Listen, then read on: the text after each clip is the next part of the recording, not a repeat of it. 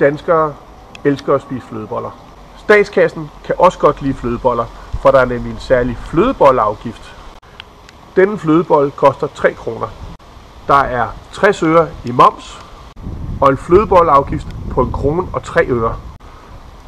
Det vil sige, at på en flødebolle til 3 kroner er der 1 krone og 63 øre i afgifter. Så skatter og afgifter udgør 55% af flødebollens pris.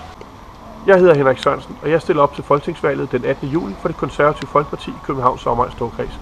Hvis du som jeg også synes, at danskerne skal betale færre afgifter, så kan du stemme personligt på mig.